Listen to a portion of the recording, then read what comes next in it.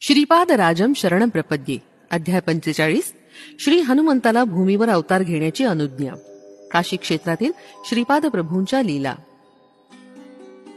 श्री भास्कर पंडितांच्या घरी आमचं मध्यान्ह भोजन झालं. त्यानंतर त्यांनी सांगण्यास सुरुवात केली. ते म्हणाले, श्रोतेहो, श्रीपाद प्रभूंच्या लीला अतर्क्य आहेत. त्यांनी काशी नगरात अनेक महापुरुषांना आशीर्वाद दिले. त्यांना हव्या असलेल्या योगसिद्धी प्राप्त करून दिल्या. ते ऋषींच्या समुदायास उद्देशून म्हणाले, मी नृसिंह सरस्वती नावानं अजून एक अवतार धारण करणार आहे. मी पिठिकापुरात अदृश्य होऊन काशी क्षेत्री येण्याचं प्रबल कारण हे महापुण्य क्षेत्र आहे. सिद्ध संकल्पांची येथे पूर्तता होते.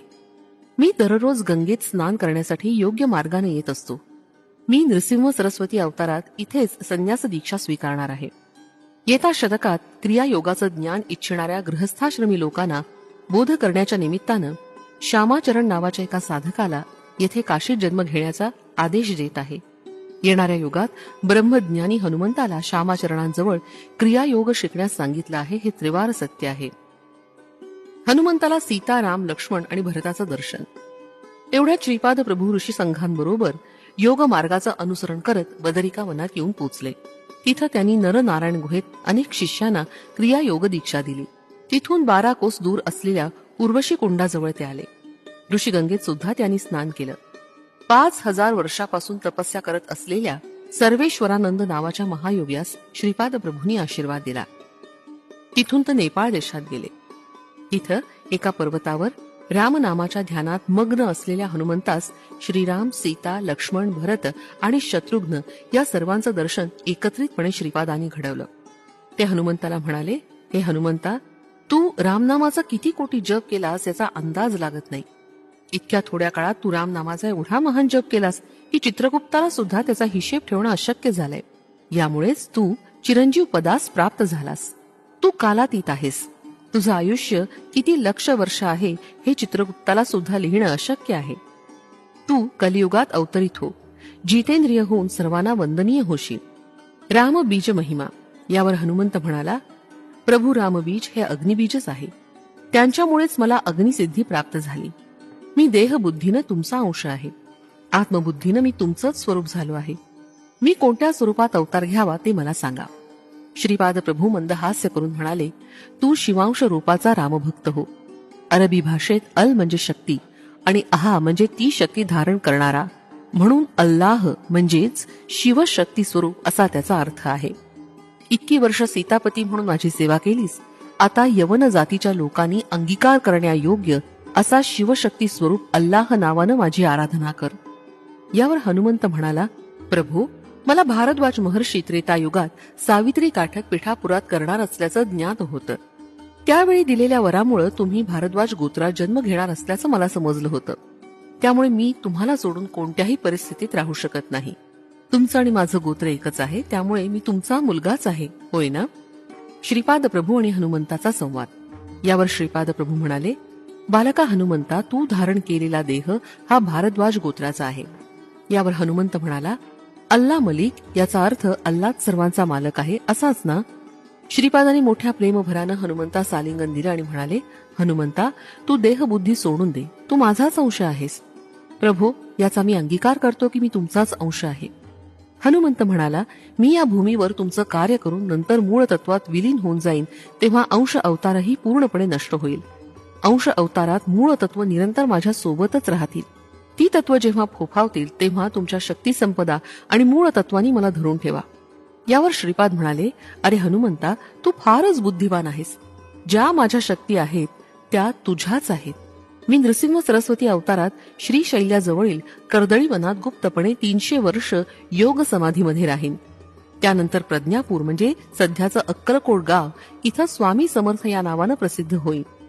हा अवतार समाप्त करतेवेळी साई रूपानं तुझ्यात अवतरित होईल. मी हे स्पष्टपणे सांगतो की माझा अवतार तुझ्या स्वरूपात प्रकट होईल. त्यावेळी तू एका समर्थ सद्गुरूंच्या अवतारात प्रसिद्ध पावशील. यानंतर हनुमंत म्हणाला, प्रभू, मी तुमचा सेवक अल्ला मालिक आहे असं म्हणत संचार करीन. जीवत्व बुद्धीमुळे मी आपला अंश असून सुद्धा आपल्याप्रमाणे प्रवर्तन करू शकणार नाही.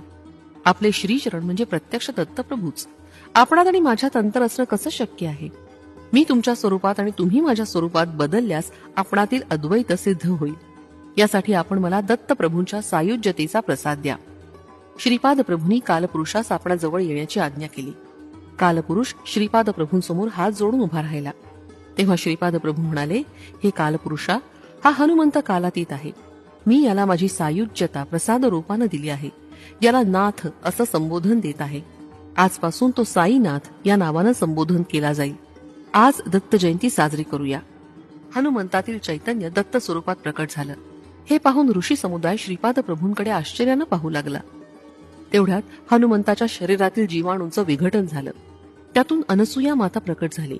ती श्रीपाद वल्लभांना पाहून म्हणाली, बाळ कृष्णा, तू किती उत्तम मुलगा आहेस.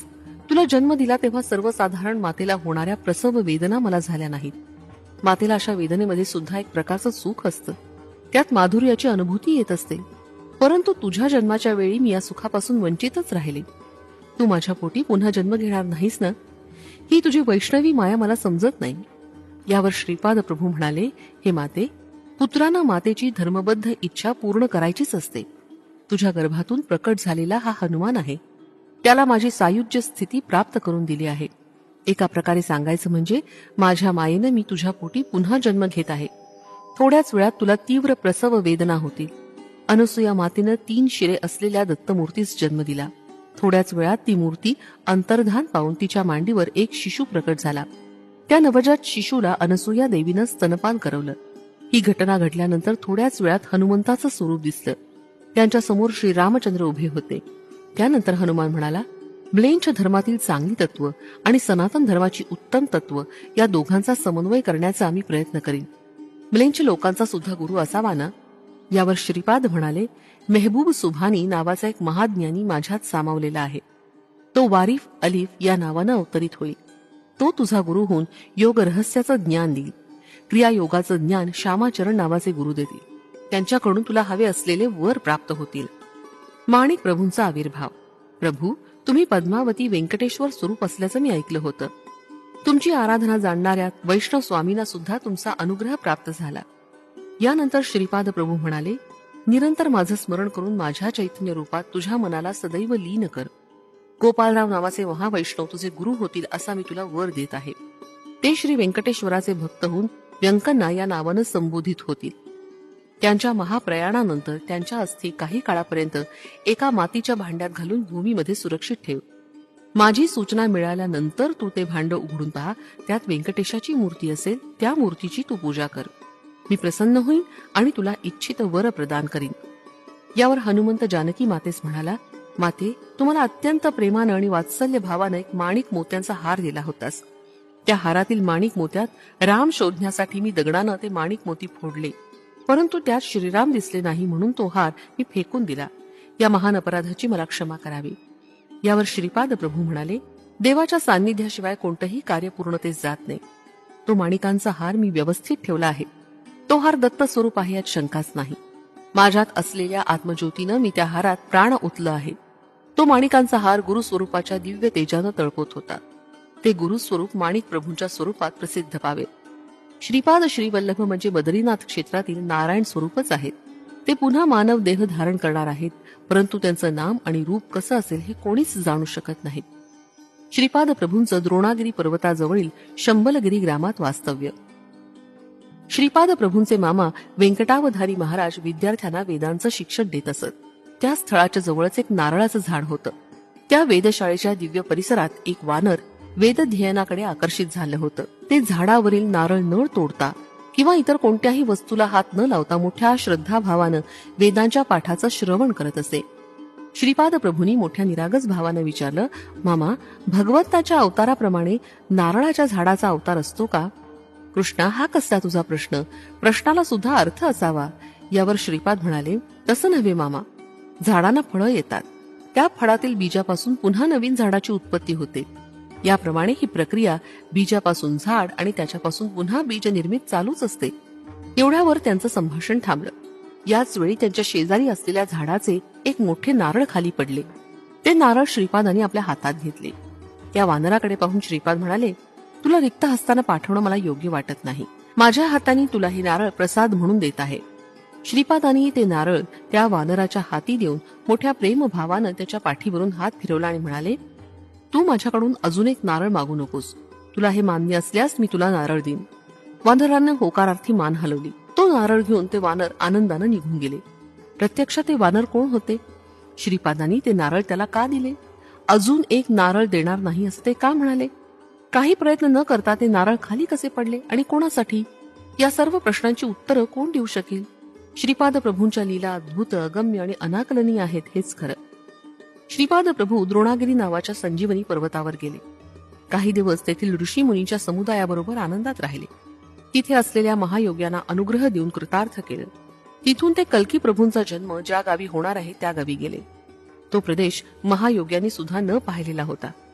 हिमालयात हजारो वर्षांपासून तपश्चर्या करणारे महापुरुष या ग्रामात आहेत. संबल गावातील स्फटिक पर्वतावरील शुद्ध जल श्री प्रभूंनी प्राशन केलं. ते जल पिणाऱ्याचं वय वाढत नाही असं येथील जलाचं महात्म्य आहे. त्यामुळे श्रीपादांचं वय 16 वर्षाच्या कुमारासारखंच राहिलं. त्यात वयानुसार कोणताच बदल झाला नाही. श्रीपाद प्रभूंचं गोकर्ण क्षेत्रातून दिव्य लोकात प्रयाण. यानंतर श्रीपाद प्रभू अनेक दिव्य स्थानांना भेट देत साधकांना, भक्तांना, महापुरुषांना अनुग्रह देत गोकर्ण महाबळेश्वर क्षेत्रास येऊन पोहोचले. या क्षेत्री प्रभू 3 वर्ष राहिले. ह्या पुण्यक्षेत्रात त्यांनी अनेक अगम्य लीलांचं प्रदर्शन केलं, परंतु त्यांचं वर्णन करणं केवळ अशक्यच आहे. गोकर्ण क्षेत्रातून निघून श्रीपाद प्रभू श्रीशैल्य क्षेत्रास येऊन पोहोचले. तेथे श्री बापनाचार्युलोनी इथं एक महायज्ञ केला होता. या यज्ञाचं फलस्वरूप श्री मल्लिकार्जुनाच्या लिंगामध्ये सूर्यमंडलातून शक्तिपात झाला होता. त्या योगानंच श्रीपाद प्रभूंचा अवतार झाला. श्रीपाद प्रभू योगमार्गानं महाअग्निगोलकासारखे लाल तप्त होऊन सूर्यमंडलात गेले. तिथून ते ध्रुव नक्षत्रातून, सप्तऋषी मंडलातून, आर्द्रा नक्षत्रातून फिरून 4 महिन्यानंतर श्रीशैल्यास परत आले. त्यांच्याबरोबर त्या नक्षत्रावर वास्तव्य करणारे महर्षी अत्यंत नूतन असा योग शिकण्यासाठी आले. श्रीशैल्यामधील सिद्ध पुरुषांची, ऋषींची श्रीनी एक सभा बोलावून सर्व ऋषींना, दुसऱ्या ग्रहावरून आलेल्या महर्षींना त्या नूतन महायोगाचा, सिद्ध योगाचा बोध केला. त्या बोधानं सर्व ऋषी मुनिगण अत्यंत आनंदित झाले. या ज्ञानामृत प्राशनानंतर आर्द्रा नक्षत्रातील ऋषी स्वस्थानी परतले. श्रीपाद प्रभू श्रीशैल्याहून काही दिवसांनी कुरुगड्डी या पवित्र क्षेत्री येऊन पोहोचले. श्रीपाद श्रीवल्लभांचा जय जयकार असो. फलश्रुती सर्व क्षेत्रात वृद्धी.